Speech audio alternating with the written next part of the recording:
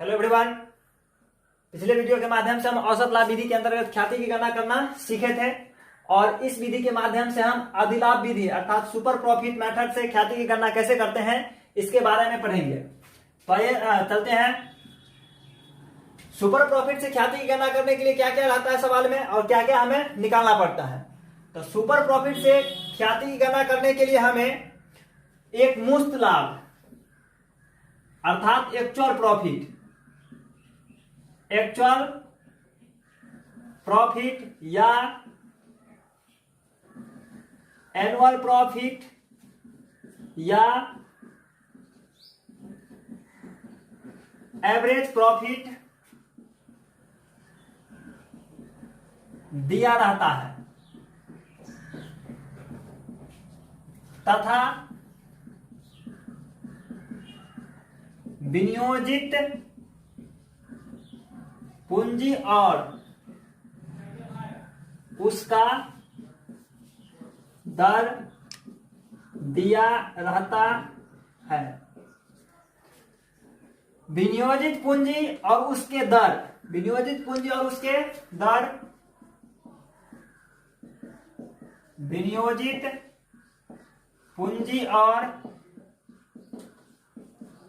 उसके दर से हम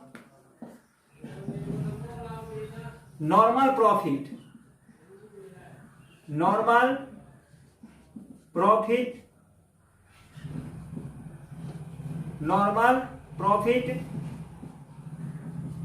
निकालते हैं।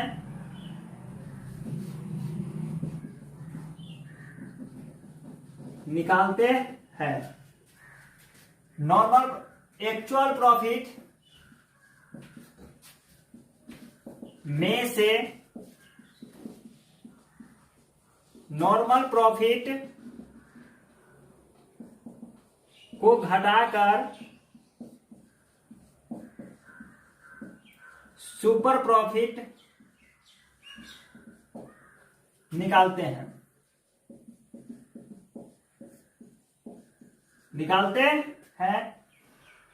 इसके बाद सुपर प्रॉफिट को नंबर ऑफ परचेज ईयर से गुना कराकर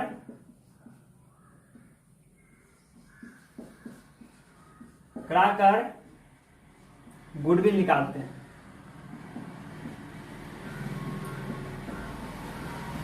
तो आइए देखते हैं। Normal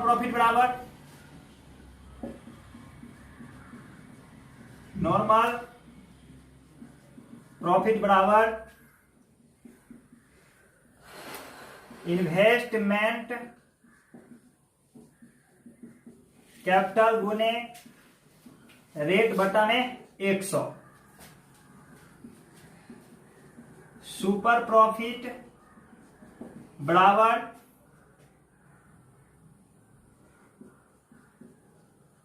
actual profit minus normal profit. अब गुडविल बराबर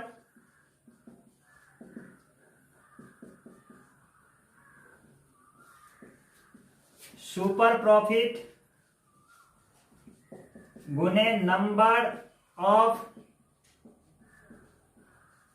परचेज ईयर। तो दोस्तों पिछले थ्योरी से हम औसत लाभ विधि की गणना कैसे करते हैं उसका थ्योरी कॉन्सेप्ट समझे हैं। उसके आधार पर सवाल दिया गया है। देखिए इस सवाल को कैसे बनाते हैं और इसी आधार पर आप लोग भी बनाने की प्रैक्टिस कीजिएगा। कह रहा अशोक तथा आलोक ने 15,000 लाभ कमाया। अशोक और आलोक एक व्यापार चला रहा है जिस व्यापार में एक वर्ष में उसने कितना लाभ कमाया 15,000। अब एक ही स्थान पर लाभ दिया है तो एक स्थान पर जब लाभ रहेगा तो उसे एक मुफ्त लाभ कहते हैं, अंग्रेजी में एक्चुअल प्रॉफिट कमाया। उन लोगों ने 50,000 पूंजी विनियोजित की थी। यह हो गया इन्वेस्टमेंट कैपिटल विनियोजित पूंजी। और यह विदित है कि लाभ की औसत दर 15% और ख्याति की राशि निकालिए। यदि क्रय मूल्य क्रयमूल्य ख्याति का मूल्यांकन अधिलाभ के 3 वर्षों के क्रयमूल्य के आधार पर है। तो आइए देखते हैं इसमें से लेना क्या क्या है। हमें सबसे पहले लेना है actual profit, investment capital, rate और नंबर ऑफ परचेज ईयर। तो सबसे पहले एक्चुअल प्रॉफिट कितना दिया है, तो 15,000 दिया है। Investment capital,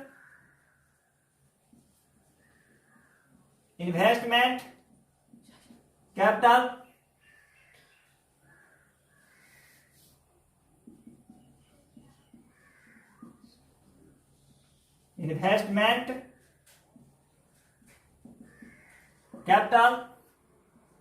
50,000। रेट कितना है 15%। अब इससे निकालना पहले क्या है, एक्चुअल प्रॉफिट को कुछ नहीं करना है, हमें इन्वेस्टमेंट कैपिटल और रेट से क्या निकालना है, नॉर्मल प्रॉफिट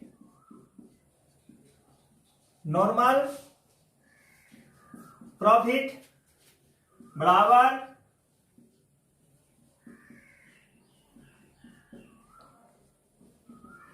इन्वेस्टमेंट कैपिटल गुने रेट बट्टा 100। इन्वेस्टमेंट कैपिटल कितना है 50,000 गुने 15 बट्टा 100, 00 से 00, 15 7500। अब हमको क्या निकालना है, super profit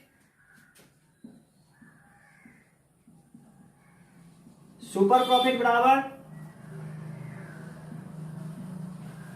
actual profit minus normal profit. Actual profit है 15,000, नॉर्मल प्रॉफिट है 7500, घटकर आ गया 7500। हमें निकालना है क्या, गुडविल। सुपर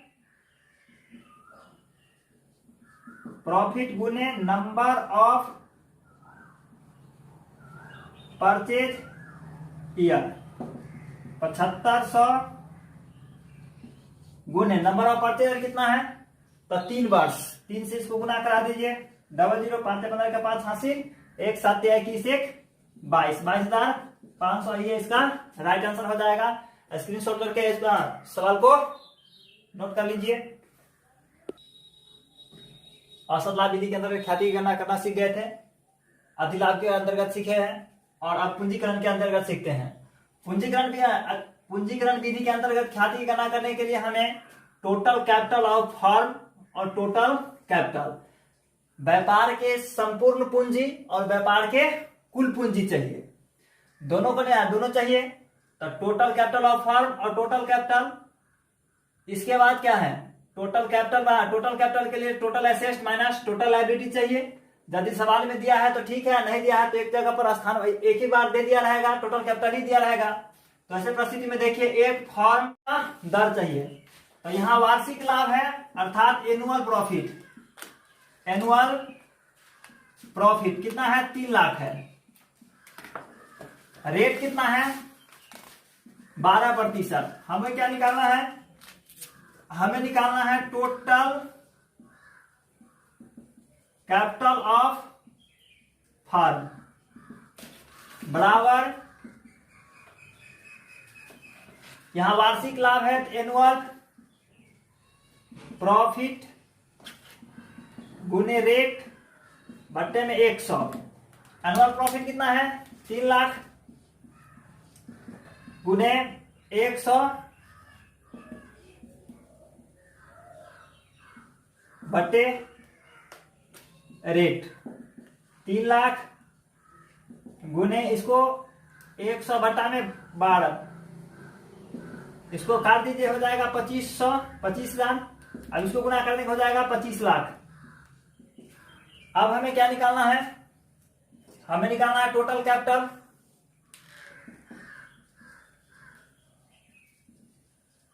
बराबर असेस्ट माइनस टोटल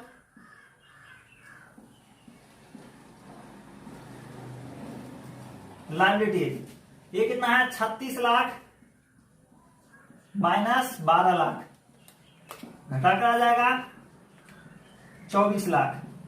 हमें निकालना है गुडविल। गुडविल बराबर total capital of firm minus total capital. 36 lakh minus 36 lakh में 25 लाख माइनस 24 लाख, घर पर आ गया 1 लाख। यही हो जाएगा गुडविल।